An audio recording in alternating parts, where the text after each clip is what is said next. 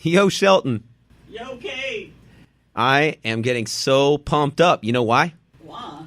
We are just one day away from school starting, and you know what that means. What does that mean? We parents and dads get to get rid of our kids. Get rid of your kids? Yeah, that's the purpose of school. It's like it was made for parents to get rid of their kids. That is not the purpose of school.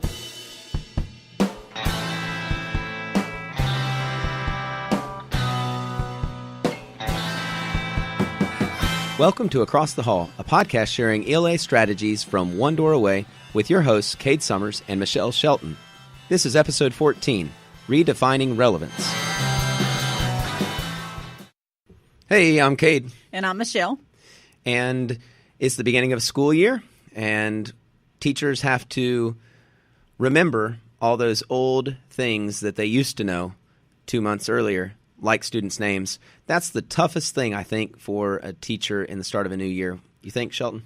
I think it's especially tough for high school teachers because we have sometimes over 100 names to memorize. That's a lot of names. So how do you do it? Well, I do it in this very incredibly awkward way where I walk to each student and ask their name, and that way I get them to pronounce it correctly. And I stare at them for 10 seconds or so, and I warn them ahead of time I'm doing this. And then I'll repeat their name, and then I go to the next student. And then about every 5 students, I test myself on the 5 that I've already supposedly memorized until I get to the end. So it always seems like the last few students are the ones whose names I have the hardest time really holding on to, and that's because I haven't said them as often. But it seems to, I mean, it works. It's awkward, and they get to see how awkward I am during that process. But I know pretty much, I would say 90% of them, after doing that the first time, I can remember it. On the first day, students are so quiet, you can hear a pin drop. Except for my 5th period class the other day when I started trying to go through names and started some just introductory things. And one of my students, perceiving whatever I was doing, says to her friend, "He's so awkward." Which, of course, I'm not going to ignore. My first-year teacher, Summers, would have ignored it, and then I would have stressed it all day long. And then I went home and talked to my wife, and they think I'm awkward. And what do I do? And then I would have made it even more awkward. But this, no longer under a rock, Summers. Because you've embraced your awkwardness. Yes, I said, "Did you just call me awkward? You know I can hear you talking to your friend." And she started laughing, and the friend started laughing. The whole class started laughing, and so I do embrace my awkwardness. I said, "I know I'm awkward. Get over it. Get used to it, and let's go." And anyway, so that was my first day. And, of course, so, did you remember her name? I was going to say, guess whose name I remembered first? Jenna. Oh, Jenna, I remember your name because of that. And from that point on, every once in a while, if I intentionally ignore her just to kind of mess with her a little bit, she'll say, "He hates me." And I play with that too. I sure do. Yeah. Not really, but I do. Yeah. But I don't. So over the summer, we as teachers have a lot of prep work to do, a lot of reflection. We redefine some of the things we do and reinvent some things. And I noticed, Michelle, that you've been on Twitter a lot, and I have too. Mm-hmm. But where I'm still kind of struggling to do a good job of reaching out to my PLN to ask questions that I would like to have some answers or some solutions to, you are actually emerging as a resource finding extraordinaire. I noticed several tweets of yours had several retweets, dozens in fact, and many, many comments. I think one of them had over 100 comments probably, right? I don't know, but it's had a bunch. It was a bunch. And the thing is, it's not just to say, "Hey, look at that," but the fact that you can learn as much as you've learned, and I've been able to learn from all of that. So this episode is a guest speakerless episode, and one where we actually just want to spend some time digging into some of the mine of ideas and not only supporting comments, but also criticisms that Michelle witnessed and gleaned from your Twitter posts. Well, I have to say that, first of all, I beg my PLN for feedback. I really love to hear what other people have to say, not just in confirming what it is that I am thinking, but also in challenging what I'm thinking. And I know that when someone does disagree with what I have tweeted, that's coming from just as much of a place of knowledge and of caring for these students that my tweet came from. So I encourage, whether it be someone who is agreeing with me and adding to my thoughts or disagreeing with me and challenging those to comment on my tweets. And the only reason we even bring that up is because the particular tweets that he's talking about all had to do with the title of this episode, which is Redefining Relevance. And that's where we came up with the idea for the episode, was through these particular tweets that I kind of rapid fire over the probably the last month of summer, and we just received a lot of response. And I think the reason that they received so much response was because they really hit home for a lot of English teachers who are putting a lot of thought into what is relevant for our students today, as opposed to what is the tradition behind high school English. So that's where our entire episode came from. It's actually from the people who follow me on Twitter and decided to comment and retweet and give us a lot to think about. So when you say relevance, here are some things that go through my mind. I think, first of all, you're saying, like one of my students a few years ago, a 12th grader who was interested in only going toward a welding associate's degree after high school. He might have even been involved in one of the studies while in high school at a local community college that offered welding classes. But I remember him sitting back while studying British literature and saying, kind of mockingly or sarcastically, I'm never going to need any of this anyway. And so I of course lit up. That lit me up. There's nothing like that to better light up an English teacher. Never going to use it, huh? So I wanted to bring in every guest speaker from every vocation possible that didn't seem to have anything to do with English, and let them come talk about how English skills are actually used. So when I think of relevance, I think first career-wise, I think their job, but I also think when we talk about relevance, we're talking about some of their soft skills and incorporating maybe some of those types of things that are rising topics that are needs for these kids that they're lacking in recent educational formats and years and so on.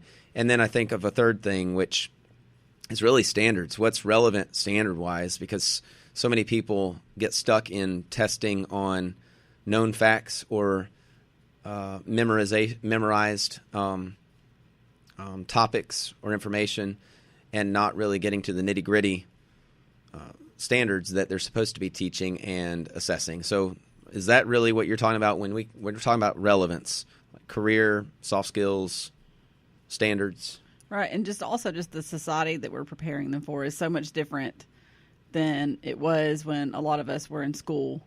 I know you're culture then has a lot to do with it too. I know you're a young whippersnapper. Is that the Southern term I'm trying to go for?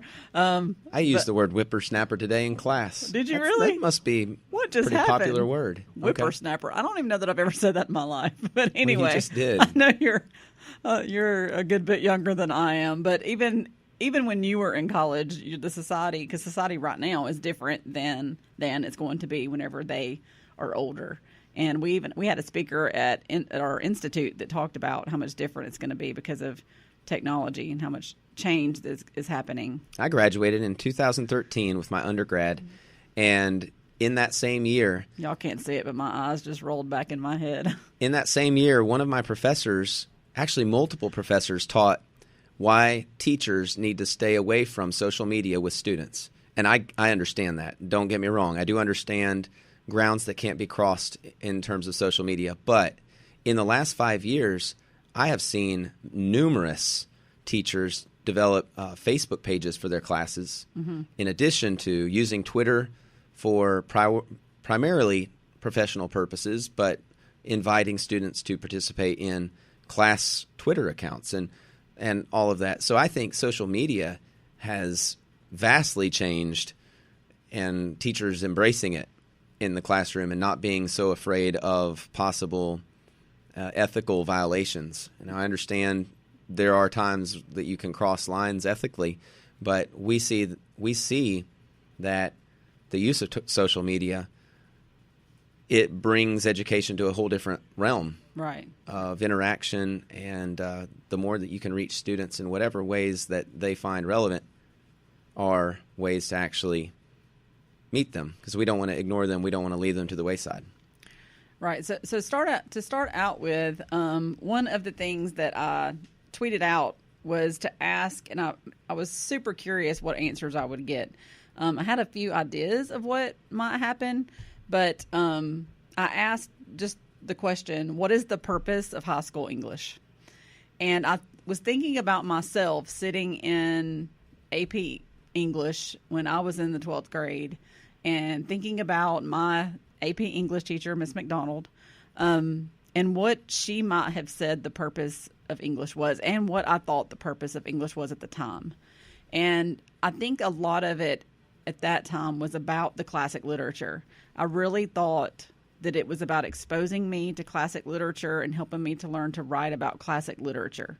Everything that we did revolved around those classics, around the canon. We read Beowulf and Hamlet and all of those things. And so I think that had you asked me as a senior in high school what I thought the purpose of high school English was, I would have said to learn how to understand and write about classic literature. I think that I really believe that's what I would have said. And I'm not too sure that I also think that's probably what my teacher would have said at the time. But the answers that I got today, I didn't see one that said that was the purpose. So I'm just going to read out a couple, and I'm going to give credit where credit's due. Jennifer Oldfield said to think critically, consider multiple viewpoints, and to express oneself eloquently and intelligently. To fully be able to participate in a democratic society, we read, write, speak, listen, and represent to get there.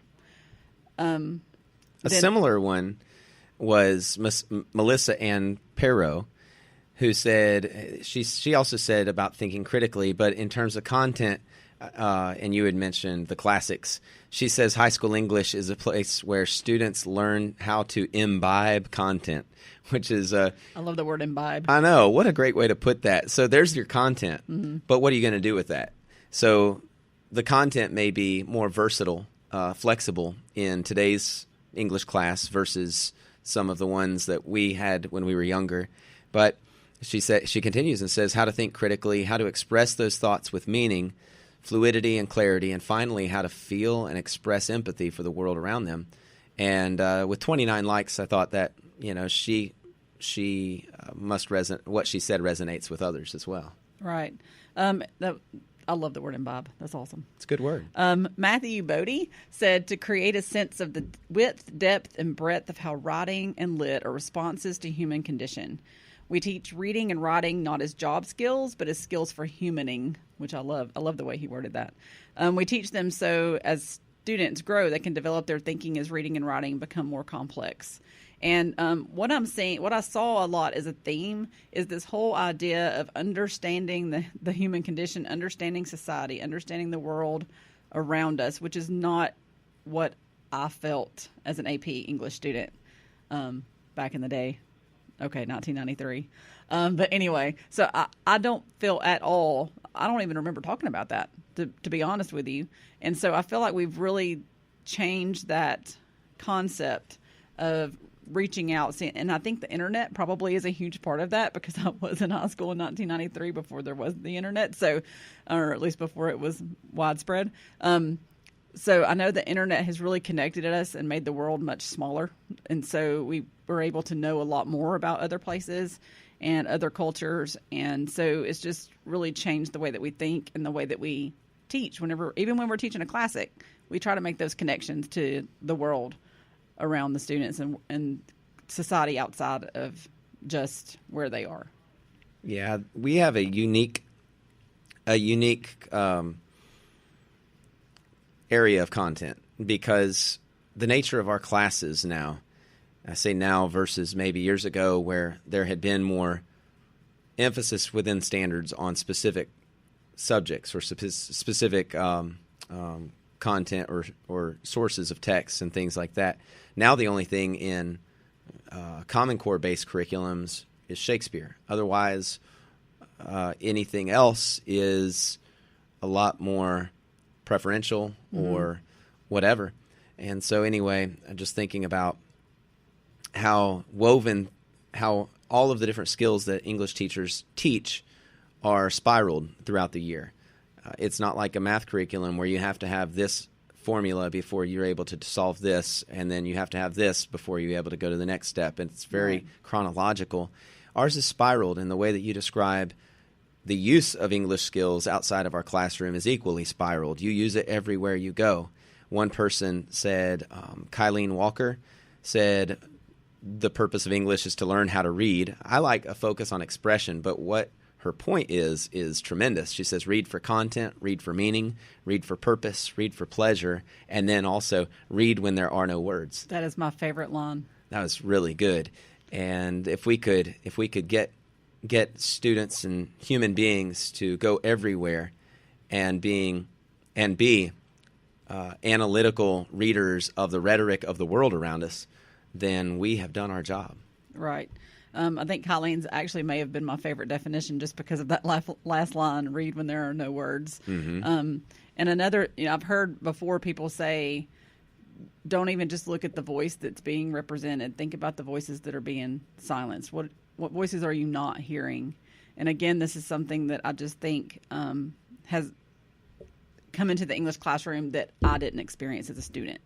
And so the purpose of high school English has changed drastically just over the past few years even. So the types of writing that we do in class is something that I know came up in the Twitter conversation. Oh, yeah, it did. And everybody has an opinion on this. And a lot of it is within their classroom. They like to maintain their opinion and teach that opinion. And it's the same for you and me.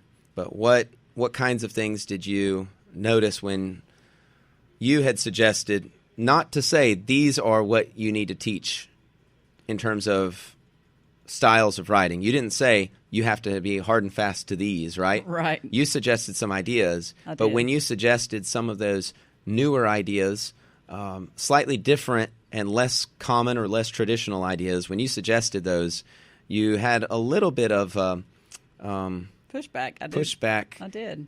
Where some people misread that, because you certainly do not avoid teaching essays. You teach essays. Absolutely. Yeah. But when you suggested some of those other things, immediately people misread that and maybe have faced this enough already where they formed a bias against, some newbies coming along saying that essays are not the only way that we can get people to write. So let me read the tweet that he's talking about. I said, outside the classroom, have you ever had to write an essay? Yeah, me neither. So when developing writers in your classroom, keep these other forms of writing in mind as well. As well? As well. Okay. And I said blogging, technical writing, email correspondence, storytelling, and persuasion. And I did realize that as I was creating that list, that essays are often persuasive, but I had a reason for including that in the list.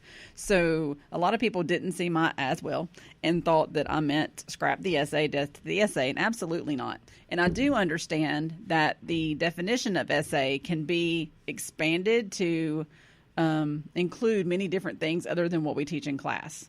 But I also know the way that we teach the essay. And I'm not saying that all of you teach it this way, but in my experience, and in my students' experience, because I asked them just the other day when we started to blog, the first thing I did was say, okay, tell me the characteristics of an essay. What have you been told to do? What have you been told not to do? What does an essay have to have in it? And the kinds of answers I got were, it needs to have a thesis statement. It needs to have a hook. It needs to have, and they were specific, 3 body paragraphs. How many sentences per paragraph? 5 to 7, they said. Okay. They said it needs to have a conclusion. They said you cannot use contractions. You do not use first person or second person. You stay in third person. Make sure that you use, and they didn't use the term MLA, but everything they said was that. They said, the parentheses after your evidence, and I asked them what it needed to look like, and they said Times New Roman, 12 font, you double space it, you've got the heading at the top. So the way that we teach essays is very academic. We teach essays to do literary analysis. We teach essays to do an argumentative essay. And I'm not saying that no teacher goes beyond that, but I am saying that in my experience, that is how it's taught. It's taught to be very formal. Right? So that in my mind, whenever I talked about the essay, I was talking about those things, that very formal rule following that we teach students. And even back in the day, and I don't know if maybe we teach it still because that's how we were taught, but every training I've ever gone to has had that very formal requirement for an essay. So whenever I list these other things, I'm saying get out of that structure that we teach them all the time. And in the past, that is, other than narrative writing that I taught maybe in 8th grade, and even that I think falls out of the curriculum in 6th or 7th grade. So it pretty much has just been essays since then. So blogging, technical writing, email correspondence, storytelling, and then I'll talk a little bit more about persuasion in a minute. But those kinds of writing have not been taught. And whenever I say that, I mean in my classroom. In my classroom, I haven't taught all of those. And so I wasn't tweeting that out to say, hey, look how awesome I am. I teach. No. I don't teach technical writing. I don't teach email correspondence. This was for myself, for myself as well. So, I mean, do you teach all of those things in your class? I have taught email correspondence of your list there. I've done that before. I've done some technical writing, but not much. And, of course, persuasion. I've done some persuasion, but thinking about it, I don't know what good analogy exists. I'm sure there's a really awesome one somebody could come up with, but I just get to thinking about so many of the things that we have invented around us in the world around us, and how the things that really stand out to us were breaking molds. They were inventive thinking. They were creative. They weren't fastened to the norms and expectations of society. And while the essay, and frankly, many of these others still have structure, technical writing has a structure. You get to APA formatting for certain types of manuals and presentational materials for a company or whatever the case may be. You're going to have a certain structure. But the teaching students that, number one, you don't always have to do something. You don't always have to manifest a skill in a cut and dry way. Tomorrow we're having an assessment in my class where it's not a writing assessment. I'm looking at literature standards, reading literature standards. And I told them that with that being the case, we have 3 standards in mind. None of them are writing. You can write an essay, if that's comfortable with you. You can create a video using Flipgrid if you want, and you can. It's comparative analysis and using and citing evidence. So a T-chart or some visual representation of that is sufficient. And my point is that teachers who often are getting the essay to be the product every single time they really can be developing all kinds of incredible skills with kids, deep thought and expression and things like that. But they also may be in some way at times limiting their students, because how often are they helping students in what may be more practical forms of writing? Like my student said, about British literature, never going to do this in the future. How many of us do write essays vocationally who are not teachers for occupational reasons? The number is few and far between, but how many are involved in more casual types of writing? Because blogging is a casual kind of writing that could be a lot like personal journaling or other types of diary writing, in addition to some of these others which you have listed here: email correspondence, everybody, daily. So these are things. Storytelling. Storytelling doesn't have to be vocationally done. It can be done with coworkers, and you're trying to express a thought that might be in the form of storytelling for some anecdotal purpose. But in the end, we do this with our families. We do this with the people we go to church with. We do this with forming friendships and social relationships. Storytelling is plays a vital social role, even apart from any kind of academic or vocational purpose. So anyway, those to me, even though I love the essay because I'm an English teacher, those ideas which you shared should cause us all to think, are we giving enough of a variety of options to our students that will actually impact them the most in the future? And if we do limit ourselves to a single one of those, then I don't know that we're doing them justice. Right. We bring this up with relevance, redefining relevance, because as I was creating this list, I was thinking about my life outside of work even. And what do I have to write for? So if I really had to write in my life as an adult, what kinds of writing am I required to do? I have to email people all the time, whether that be for work or if that be, for business or for personal reasons. You have to email people. And I know, if you're if you're a college student and you're emailing your professor, you don't want to sound like you don't know anything. You want to sound intelligent. And so that is just the way that we correspond in the world with people that we don't even know. And that's going to be how they see us, is by that email that they receive. And so I want to be able to teach my students to present themselves well. When it comes to storytelling, like you said, that's just good humaning, to steal the word from the response on my tweet. And sorry, it's a pet peeve of mine that humaning. I know you really like it, but the whole adulting thing and all of that, I don't like the word adulting. Can't stand it. Oh goodness, I didn't even know that about you. No, I can't stand it. It's like, so grow up. Okay, how do you feel about a 19 or 20-year-old? You've gone from high school to adulthood. So what? Who cares? Be one. Adults don't go adulting. You're to me, it's see, you're setting me off. I'm so sorry. I'm not trying to offend anybody out there. I know it's popular. It's like incredibly a pet peeve for me. Well, I'm sorry. Because if you're an adult, you don't adulting. You don't go adulting because that's just what you are. It's like I think I've used adulting as an adult. You're revealing your immaturity, but anyway, by adulting. I'm about to have my. It's childish to go adulting. I'm about to have. Sorry, guys, that we're sidebarring, but how do you feel about that sidebarring? I'm okay with sidebarring. Okay, I'm about to have my computer science class kids-splain something. How do you feel about that? That's kind of funny. You well, like they're kids. That? You like that? They're kids. Because have you heard of mansplaining? No. No? What? Because are you making fun of men? Men tend to over-explain. Oh, I don't know what that's mansplaining, so I'm going to get them to kids-splain. That's where I got that. Anyway, Deep breaths.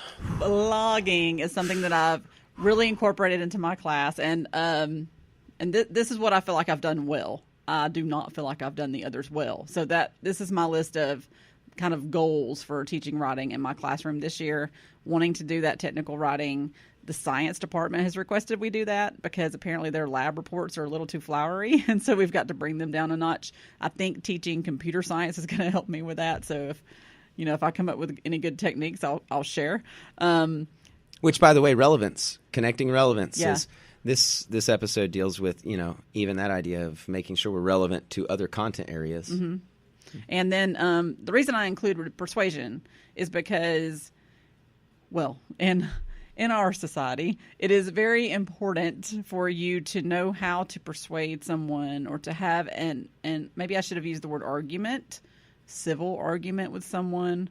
And you don't always have to do it in the form of an essay. Like, you might be doing that in some other way, whether it be like a letter to somebody or, goodness gracious knows, a Facebook post, whatever. So the reason I put persuasion on there was because I'm seeing that so much just in my daily life, especially on social media, and people do not do it well. People are very combative, and they need to learn how to be more persuasive or to put their argument out there without being so in your face or being so judgmental or offensive. Yes. They're not, and that goes to what we had talked about a few minutes ago. One of the people who commented said something along the lines of having empathy. And so listening skills are as much a part of persuading as, what's the biblical passage in James, be quick to hear, slow to speak, slow to wrath. Yeah. So have we mentioned that Cade is also a part-time preacher over here? A little bit. Anyway, so that was my thought process when I put persuasion, and then I had someone that kind of called me out on that, and I understood where she was coming from, but that's what I was thinking. So after that, and even just in this conversation we just had, the whole idea of classics. I know that English teachers all around the globe are always thinking, what books am I going to have my students read? And it's almost like we have two camps, and then we have this one camp in the middle that just stays confused, which is where I am, by the way. So you have your camp that's like, I'm going to teach the classics. They need to know this to be culturally aware. So I'm going to teach Beowulf, and I'm going to teach Shakespeare, and I'm going to teach Lord of the Flies, and I'm going to teach Scarlet Letter, because that's what I read, and that's what my mother read when she was in school. So it's just kind of a rite of passage, and so that's what I'm going to do. And then you have your camp that's like, no, our students can't relate to those things. We're going to find books that have characters our students can relate to, that are more contemporary, that are more relevant to our students' lives. And then you have the people in the middle that are like, what am I supposed to do? You're both making excellent points. And I feel like that's where I am right now. So when I put this out here, I really needed some advice. How much focus should we place on the classics? What should we do about this? Because it's such a struggle every year when I think, what am I teaching? And I'm just going to throw this out here, and I'm probably going to get some pushback on this, but I hate the Odyssey, Cade. I hate it. And I mean, I really don't like it. And I know, and I realize, students need to be exposed to mythology, and blah, blah, blah, but there are so many different other ways to do that. But then there's that whole part of me that's like, okay, so the Odyssey is some kind of rite of passage for ninth graders. They're supposed to read the Odyssey. So I have this struggle in my mind. Do I dump it because I don't like it and because I know it's not relevant to them? Or do I keep it because I had to read it when I was in ninth grade, so goodness gracious knows they're going to read it? I mean, so what do you think about that? First of all, I don't know exactly how eloquently he put it, but when we had interviewed Dave Burgess, I just remember him talking about finding your passion, and if you are not passionate, then the students will not feel passionate. I passionately hate it. And so when we feel forced to teach something, and I felt forced to teach things before, but I'll definitely do my best to absorb it, soak it in, find some ways, some angles at which I could teach it and make kids interested, and also find angles at which I can find it tolerable and enjoy it. I'll do my best if I'm still forced to do that. And I really, for whatever reason, I'm a new teacher in a school, and a pacing guide's been given to me, and I can't break tradition, and I've got to fit in. And I may find myself in that situation. However, once I have some level of comfort in job security, as well as some level of credibility in presenting my case to my curriculum coordinator or to my department head, or if they have already given me some realm of liberty. Mansplaining. I'm doing it. This is an example of mansplaining. What is it you do? History teachers were calling on you. What do they do when I was watching an episode of Parks and Rec the other day where the Amy Poehler's job as the director or whatever, she gets up and she takes the entire time and doesn't allow anybody to filibuster. Yeah, filibustering. I'm filibustering. I don't even remember where I was now. All I was just good. Look, I successfully distracted him with mansplaining. All right, so my point was something. You had one. There was one there It somewhere. was in there. I'm Rewind. so sorry. But anyway, so I'm pretty proud of myself for derailing you right there because you were going to keep going for quite a while. I had one more thought. Okay, what was it? I don't have a lot of thoughts, but I had one. Well- I don't know it now. I had one more. Oh, I'm so sorry. I was. Yeah. Well, I'm so sorry. Well, if it comes to you, just interrupt me. I'm giving you permission. no, we're good. I'm Okay. fine. Okay. No offense He's taken. mad at me. He's mad at me. I'm pretty sure his face is turning red. Still but going. It's all good. Anyway, What is this? Woman-splaining. woman's planning, which means I'm going to chase a rabbit and just go off on some other tangent and then come back around eventually. Apparently, that's woman's planning. So anyway, so when it comes to class, like I am not in that place where I feel forced to teach anything. I feel more societal pressure, and when I say societal pressure, I mean of my English teacher society. I feel like, what do you mean you're not going to teach Romeo and Juliet? It's ninth grade. You have to teach Romeo and Juliet. So I teach Romeo and Juliet. Now, To Kill a Mockingbird, if I didn't like it, I would feel that. But I love To Kill a Mockingbird. You don't have to, nobody has to twist my arm to teach that because I feel like it's completely relevant. I can definitely tie that into what's going on now. Fahrenheit 451, completely relevant. I can definitely tie that into what's going on in the world now. The Odyssey, not as much. So it's a little hard. It's a struggle. So, but on my list right now, as far as just what it is that I'm following, there are no contemporary novels. There is nothing that has been written since, I think Fahrenheit 451 is the most current. So I guess I'm in that, like, what do I do? Do I give one of these up and replace it?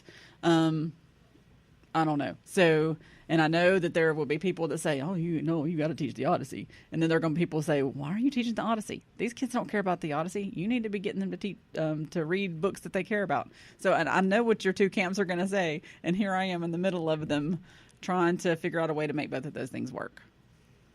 And I'm just being honest with y'all. We obviously don't have the answers. We have to have some balance, though. Yeah. I mean, so you think that's the answer, the balance, little classics, little contemporary?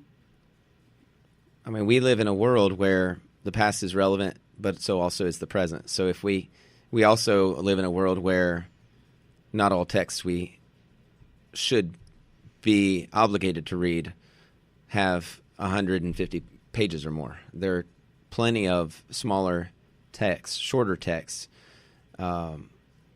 that are just as relevant to my learning that I need to have that balance. So whether that's me going to Newsy LA or Newsella, however that's pronounced, or Common Lit and finding some articles that or nonfiction pieces or whatever, we have to have balance anyway. So, a toting the line, so to speak, of just the classics or toting the line of the opposite.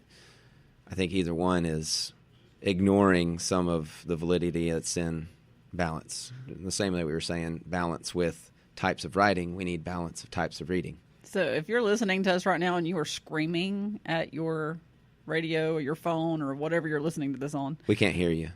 we can't hear you, but we would love to know what you have to say. So if you will go to Twitter, #XTheHall, and tell us what you have to say. We would love to hear it and respond and have that conversation with you. Any advice you have for us would also be greatly appreciated. So throw it out there, #XTheHall.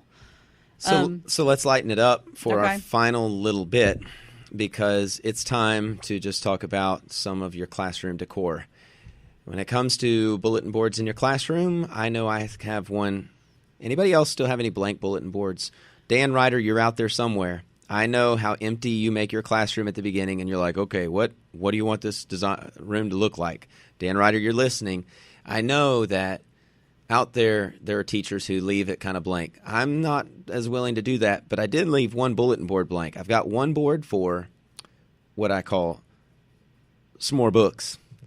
S'more is a nickname my students have for me. And anyway, s'more books. So as students reading certain books, they're going to take pictures of themselves with the book, and we'll put it up on the board just to kind of keep track of who's reading what and how many throughout the year. All right, so other ideas. So I put that out there on Twitter and asked about the bulletin boards because I wanted my bulletin boards to be, and I only have two small ones, but I wanted them to be more relevant. I wanted them to be useful and not just have announcements up there or something. So I got some advice, and I'll tell you what I ended up doing from the advice. Angela Stockman suggested that I use one for kind of a what do you think, giving them a place to put something, an artifact of some sort, maybe an article that they believe in, something that represents what they believe about a certain situation, and then have other students come up and put an artifact there that tells their opinion about it. So I have the board ready. I haven't really talked to my students about it yet, but it's ready to go. And whenever we get to argument especially, I'm going to want to put that up there. When we start reading To Kill a Mockingbird, we're going to start using that. So I really like that idea. And then the other one, I got several ideas about just putting really good student work up, which, I already do. But in this case, I've been a little more specific with it. I call it savage syntax.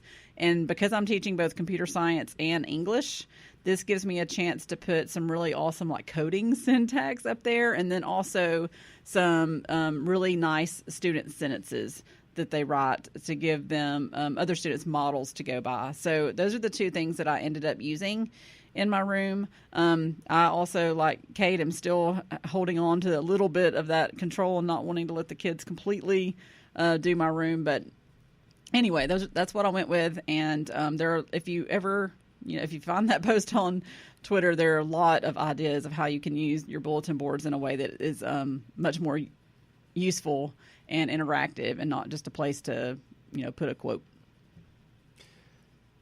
So that was a good way to end. We kind of built up to the climax of, hey guys, there was a hostile environment online. You know how people can be on Twitter. We put down the boxing gloves and said, okay, what about bulletin boards? What a light and easy topic to finish on. Yeah. Well, you're going to be doing the literary graffiti, right? Oh yeah, that's right. Yeah. I've got a wall where I've got black poster board paper or bulletin board paper, and I'm making it look like a big long chalkboard, and going to have some chalk. So thank you to Joy Kerr for that idea. You threw out Angela Stockman and all those great ideas. Did. And if it were not for a little thing called Across the Hall, I don't believe we would have such great ideas for a classroom. So we're grateful for all of those contributors who've helped us out. And we wish you all the best of luck as you're starting back to school. I know some of you have already started. Some of you got a little while to go, but good luck deciding what's relevant for your students. But we do need to keep it relevant because we're preparing them for their future, not for our past, as I've heard somewhere before, stealing that from somebody. That's great. So, Michelle, this about ties up the loose ends of this episode. Did you just realize we finished an entire episode without having a guest speaker? That's amazing. If you have anything you would like to say to us, comment, agree, disagree, offer advice, hashtag X the Hall. And Michelle, we talked so much about Twitter. Real quick, mention your Twitter handle. Shell617. And I am Cade Summers, at Cade Summers. All right. Well, we'll see y'all later. Goodbye.